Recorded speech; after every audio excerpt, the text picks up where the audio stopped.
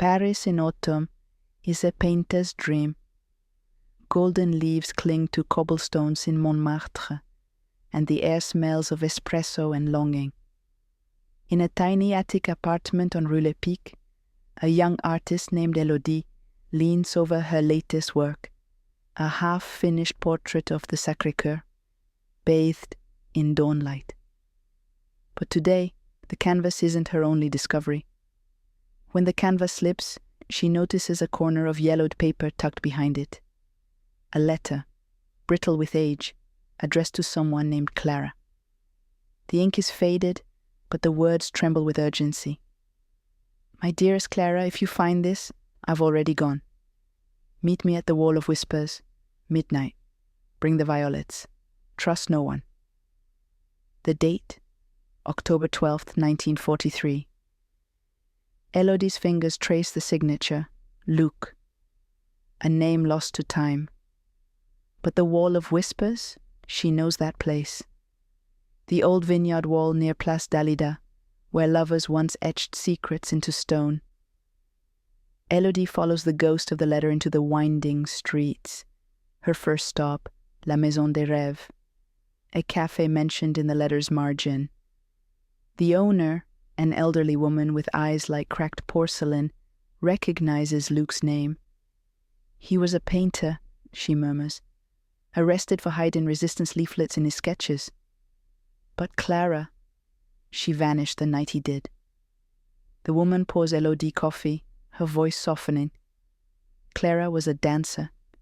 They met here, planning a future under a sky thick with war.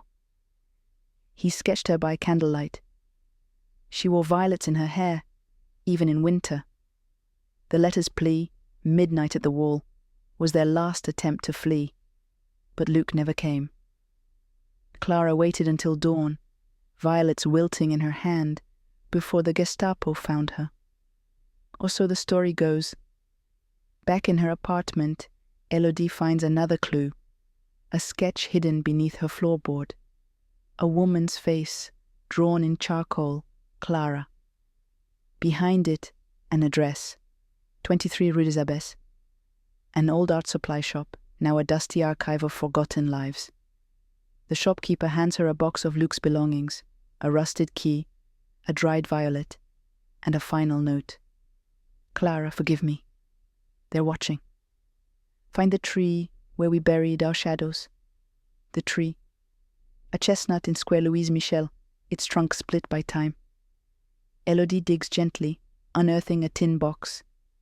Inside, a photograph of Luc and Clara, laughing in the sun, and a ring wrapped in lace. But it's the newspaper clipping that steals her breath.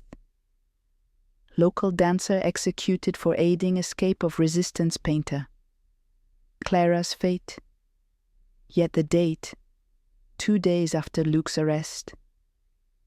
He'd written the letter not knowing she was already gone. Elodie returns to the Wall of Whispers, tracing names carved by lovers long gone.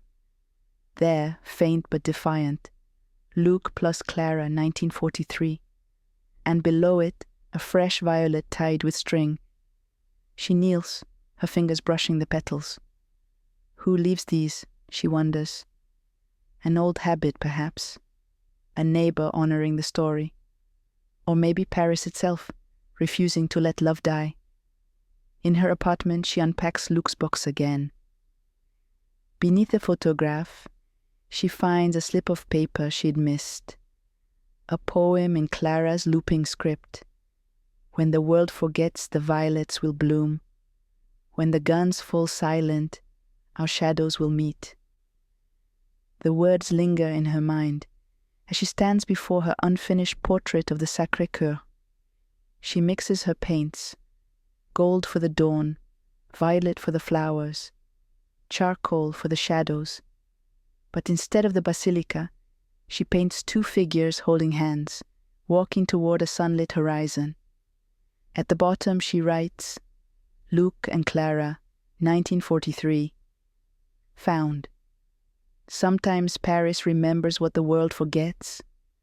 In a quiet corner of Montmartre, a young artist packs her paints, a dried violet tucked into her sketchbook. she'll leave the portrait of Sacré-Cœur unfinished.